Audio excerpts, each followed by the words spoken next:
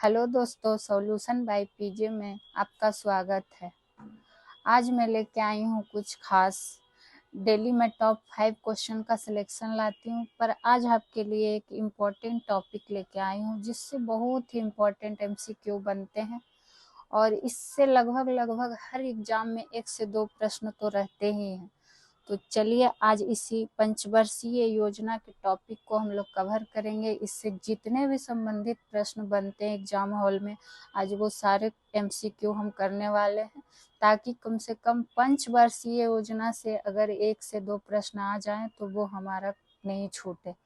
तो चलिए अब स्टार्ट करते हैं पंचवर्षीय योजना से संबंधित महत्वपूर्ण प्रश्न को। तो सबसे पहले जानते हैं कि पहली पंचवर्षीय योजना की अवधि क्या थी। यही क्वेश्चन तो सबसे पहला बनता है कि प्रथम पंचवर्षीय योजना की अवधि क्या थी। योजना की अवधि क्या थी, तो इसका क्या हो जाएगा 1951 से लेके 1956। 5 साल की योजना थी, इसलिए 1951 से लेके 56।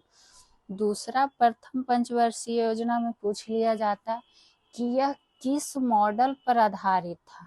मॉडल का नाम पूछ लिया जाता है, तो ये किस मॉडल पर आधारित था, तो ये था हेराल्ड डोमर मॉडल।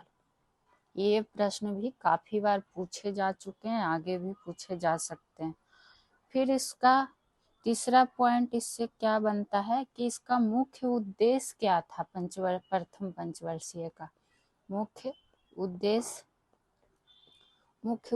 क्या था, तो इसका मुख्य उद्देश्य था कृषि विकास। आप लोग भी जब वीडियो देखिएगा तो नोट डाउन करते जाइएगा, आप लोग के लिए काफी एग्जाम में हेल्पफुल होने वाला है। और एक क्वेश्चन इसमें और क्या बनता है कि भारतीय प्रौद्योगिकी संस्थान की भी स्थापना इसी योजना में हुई थी। भारतीय प्रौद्योगिकी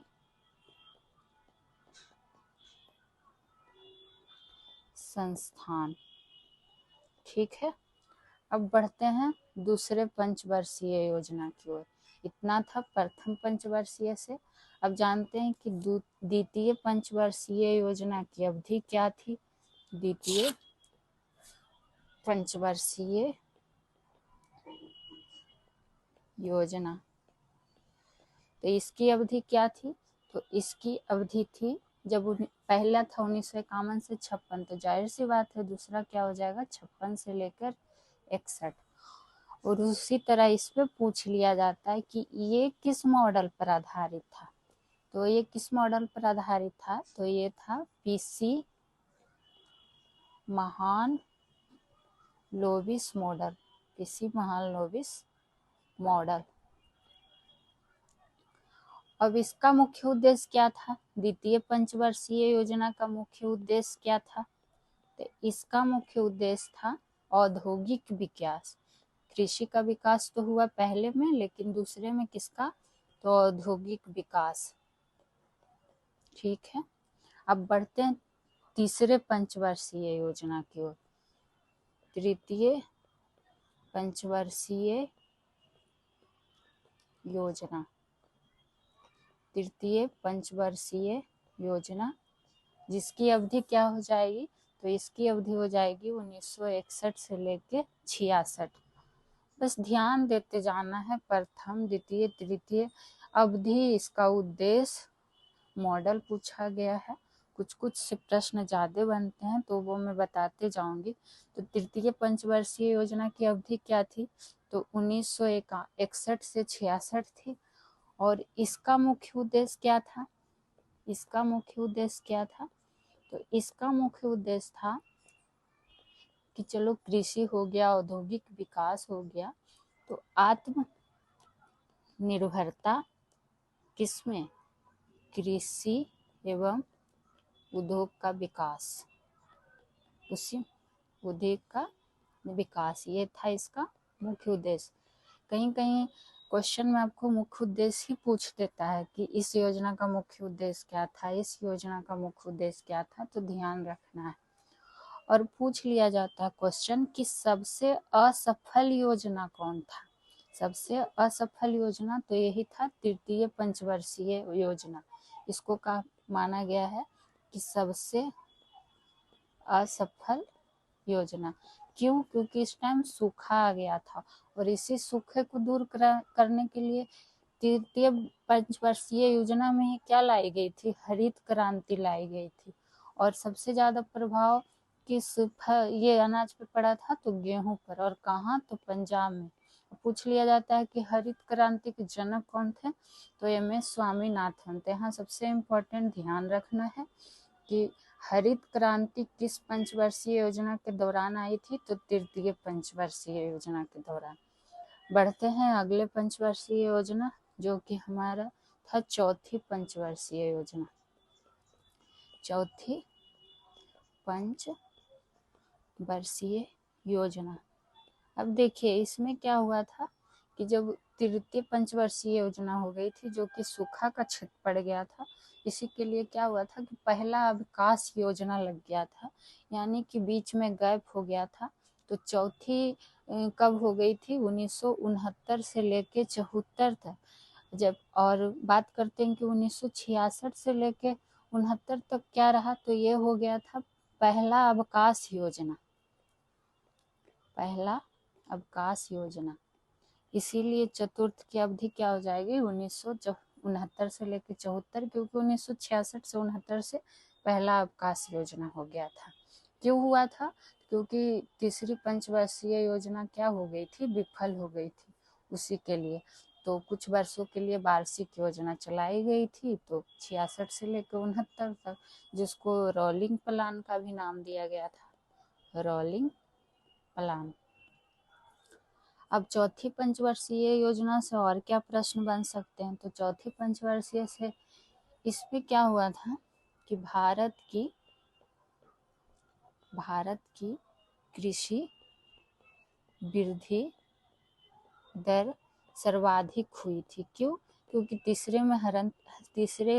के बाद क्या हुआ था? हरित क्रांति को लाया गया था सूखा दूर करने के लिए। तो जाहिर सी बात है कि फिर कृषि में वृद्धि हुई थी, जो जाके किसमें हुई? 1969 में से 74 वाले में, या कि चतुर्थ वाले में। ठीक है। और इससे एक प्रश्न और पूछता है कि 14 बैंकों का राष्ट्रीयकरण 14 बैंकों का राष्ट्रीयकरण किस पंचवर्षीय योजना के तहत हुआ था?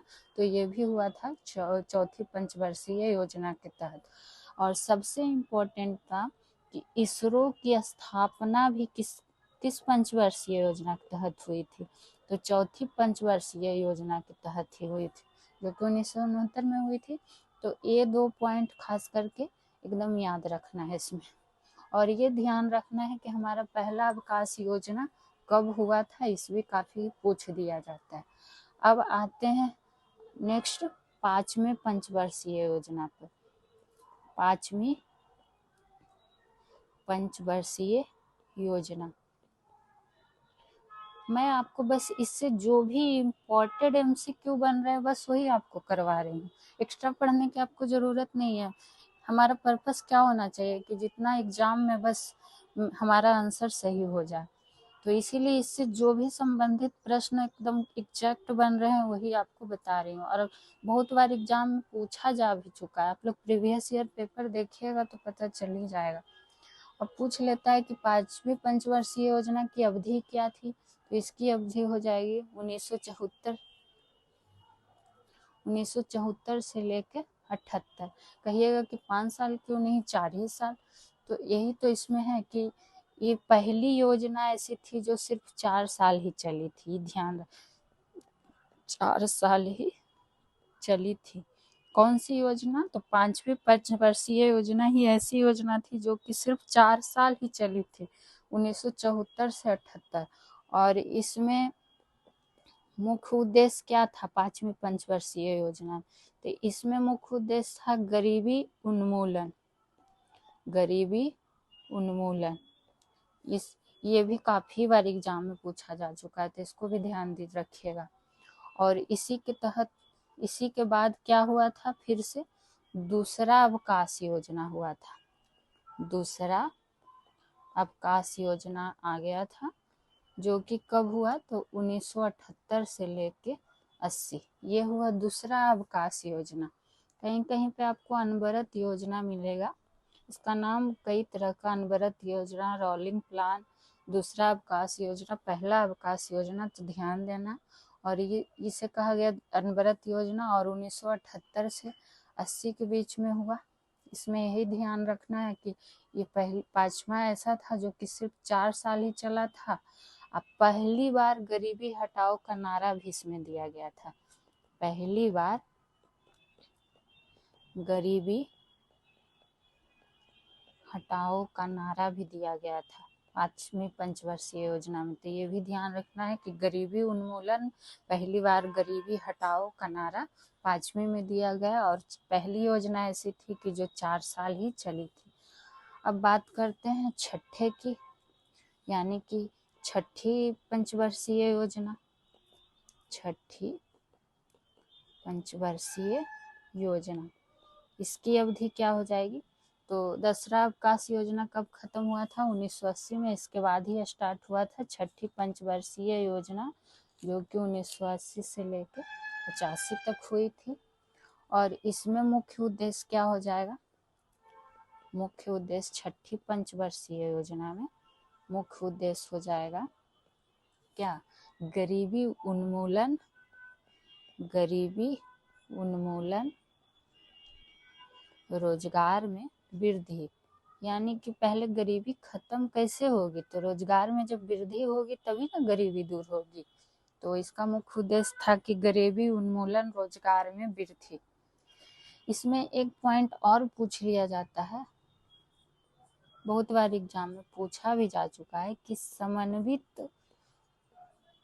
समन्वित ग्रामीण विकास कार्यक्रम किस पंचवर्षीय योजना के तहत हुआ था शुरुआत? तो इसी के हुआ था छठी पंचवर्षीय योजना के तहत। बात करते हैं अब सातवीं पंचवर्षीय योजना की। सातवीं पंचवर्षीय योजना, और इसकी अवधि क्या हो जाएगी?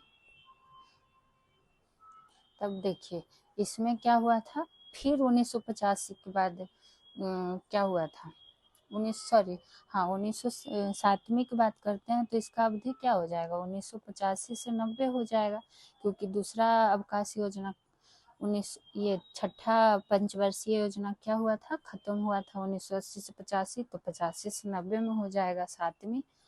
और जब सातवीं हो जाएगा तो इसमें पूछता है कि सबसे ज़्यादा क्या हुआ था, मतलब कि भोजन, काम और उत्पादन। ये देखिए ध्यान रखिएगा, क्योंकि गरीबी उन्मूलन वाला सबको ध्यान में रहता है, लेकिन यही पूछ दिया जाता है कि भोजन, काम और उत्पादन का नारा, भोजन, काम और उत्पादन का नारा किस पंचवर्षीय योजना में दी गई थी? तो सातवीं पंचवर्षीय योजना में दी गई थी। और इसमें किनका कार्यकाल था? तो राजीव गांधी जी का कार्यकाल था। इस टाइम राजीव गांधी जी ही प्रधानमंत्री थे, तो इनका ही कार्यकाल था, राजीव गांधी जी का कार्यकाल था। और इन्हीं के टाइम में दिया गया था भोजन, काम और उत्पादन का नारा। इसके बाद देखिए फिर से आया तीसरा आवास योजना। तीसरा आवास योजना, तीसरा आवास योजना, जो कि कब आया? तो 1990 से लेके 92 के बीच में आया। ठीक है, ये ध्यान रखना। बात करते हैं अब आठवीं पंचवर्षीय योजना की। आठवीं पंचवर्षीय योजना की, आठवीं पंचवर्षीय योजना, आठवीं पंचवर्षीय योजना की ईस्वी क्या हो जाएगी? तो 1992 से लेके 97। ठीक है, इसमें पीएम रोजगार योजना शुरू किया गया था। बस इसमें एक पॉइंट यही ध्यान रखिए कि पीएम रोजगार योजना शुरू किया गया था। पीएम रोजगार योजना कब? तो 1993 से। अब बात करते हैं, आ जाते हैं नौवीं में, नौवीं पंचवर्षीय। तो जिसका कुछ इससे जो भी कुछ पॉइंट नहीं बनता तो बस इसका ध्यान रखेंगे ईस्वी। तो 1997 से क्या था 2002। 10वां में कौन था 10वीं पंचवर्षीय योजना में, तो 2002 से 2007। और अब बात करते हैं 11वीं की। तो 11वीं में क्या था 11वीं पंचवर्षीय योजना में, 11वीं पंचवर्षीय योजना की अवधि क्या थी, तो 2007 से 12। हाँ, इसमें देखिए पूछ लिया जाता है कि मुख्य उद्देश्य क्या था, बहुत बार एग्जाम में पूछा गया भी कि 11वीं पंचवर्षीय योजना का मुख्य उद्देश्य क्या था, तो तीव्रतम एवं समावेशी विकास। हो सकता है आपको यही लाइन दे दे कि तीव्रतम एवं समावेशी विकास किस पंचवर्षीय योजना का मुख्य उद्देश्य था, तो आपको याद रहेगा तब ना वहाँ पे टिक कर पाइएगा। अब बात करते हैं 12वीं पंचवर्षीय योजना की।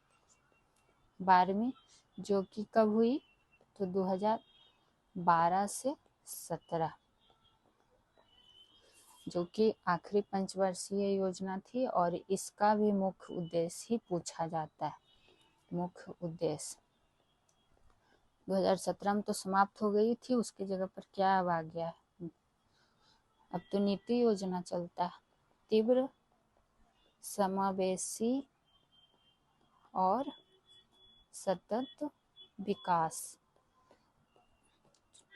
तो ये थे हमारे पंचवर्षीय योजना का 12 पंचवर्षीय योजना से जितने भी संबंधित प्रश्न बनता है इसमें मैंने वो आपको बताए हैं।